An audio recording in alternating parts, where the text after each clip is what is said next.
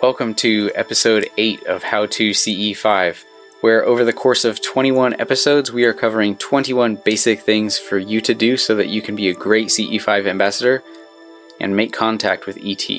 I'm Andre Cardoso, and today we'll be talking about remote viewing. Remote viewing is something that's really great to be using in the context of CE5, so let's just dive into it. What is remote viewing? Remote viewing is a special ability or an extra sense on top of the 5 senses that we have. In Sanskrit, we would call it a siddhi. That's S-I-D-D-H-I, which basically just means, it's a special ability that allows you to do things that are outside of the realm of the purely physical. The term remote viewing comes from the intelligence community, where remote viewing has actually been studied and practiced a lot in different projects within the CIA and other aspects of different militaries around the world. It may more appropriately be thought of as remote sensing more broadly, or seeing with the inner eye or with inner vision. You can also think about it as kind of making an interface with the all-seeing eye. So remote viewing, it doesn't have to be purely visual, but you can also remotely sense things about a place, or kind of remotely sense colors, sensations, sounds, objects. So this kind of remote viewing or remote sensing has actually been used a lot in secret projects within the military. There was a recent documentary that came out called Third Eye Spies that's all about how remote viewing has developed within military circles for reconnaissance, where they're trying to ascertain what might be going on at a military location of an enemy base, for example. Now, remote viewing is really useful within the context of CE5, and it's also just a great general skill to be able to develop in general life. So, how do we go about learning to remote view? You can learn by using a couple of methods. Well, for one thing, there are some resources out there that you can look into. There are books, there are online courses with whole programs of practicing and developing this skill with different exercises and mentoring of different kinds. And then there are also a couple of methods that I've been taught personally that I'll just share with you because they're really simple and you can facilitate them yourself if you want to practice with a small group, say your CE5 group, before you choose to go out. So one of the methods to practice remote viewing is to basically have a target that you're trying to view and then check how everybody did on viewing that target. So you're kind of testing the waters and testing your ability to see. And it takes practice like anything. So the more you practice it, the better you'll get and the more accurate your views will be. One thing to note is that remote viewing is not guessing and it's not imagining. So one thing that you'll do when you're practicing and learning to remote view is to be able to distinguish between what thought might be a guess or just an imagining thing, and cue into that space where you're actually able to, in a calm space of quiet awareness that you would get into in meditation, be able to go from that place into an actual remote perception of an object or a person or place.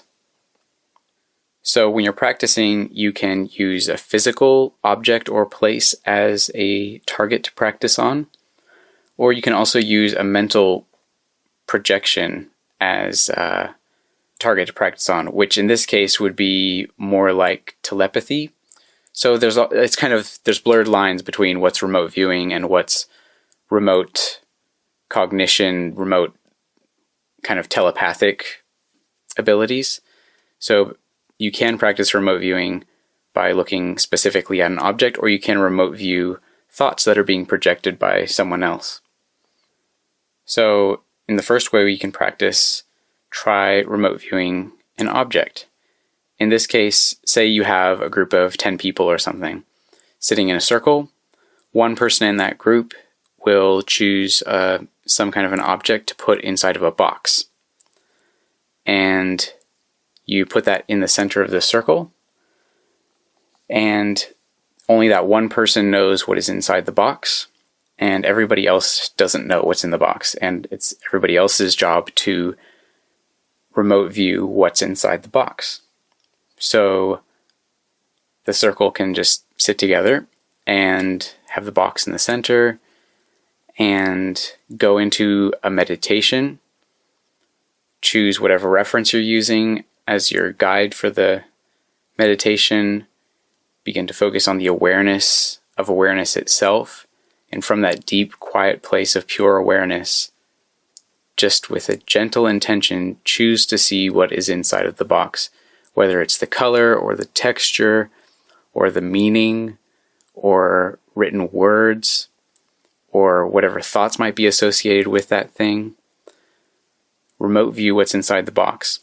And then at the end of the session, which may take 20 to 30 minutes or so, depending on how quickly you guys are meditating, have everyone in the room, don't reveal what was in the box yet, but have everyone in the room go around and say whatever they picked up on, what their perception was, or you can have everybody kind of write down on a piece of paper what they saw or what they viewed.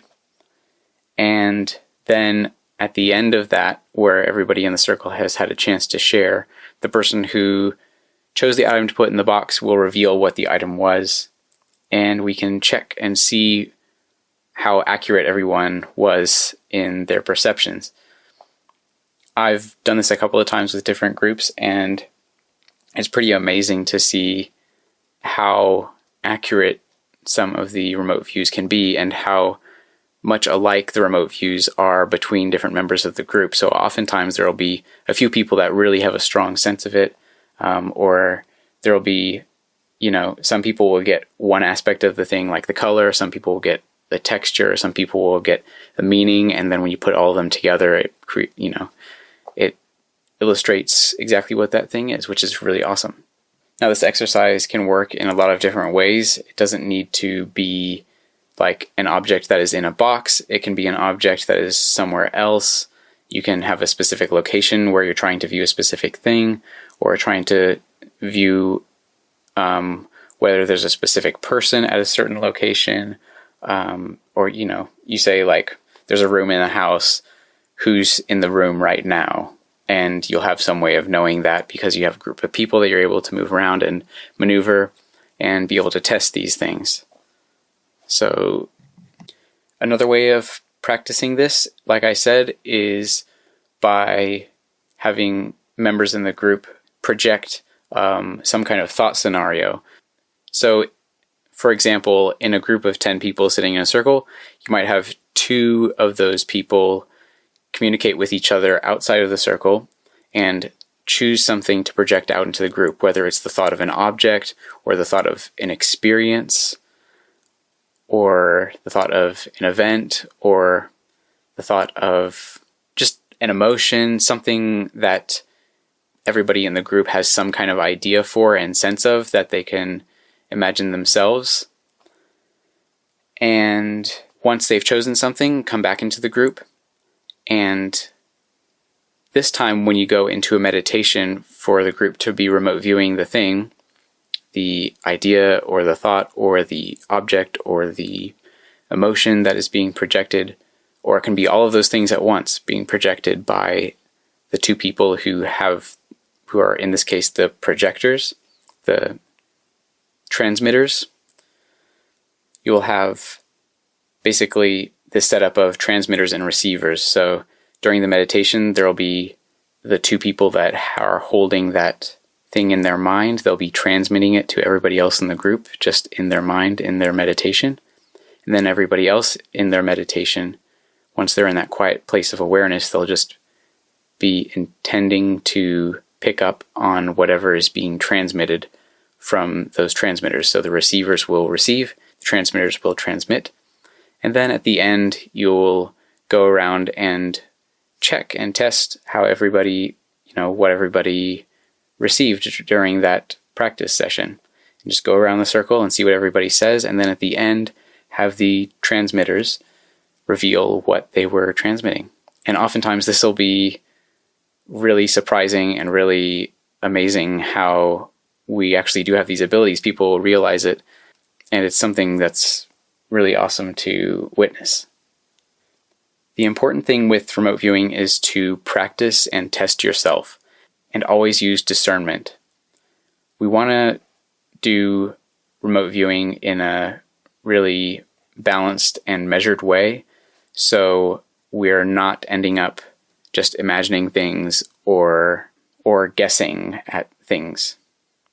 So you really want to use discernment, especially when a single remote view is not verified by either cross-examination with other remote viewers or with physical proof of a successful remote view.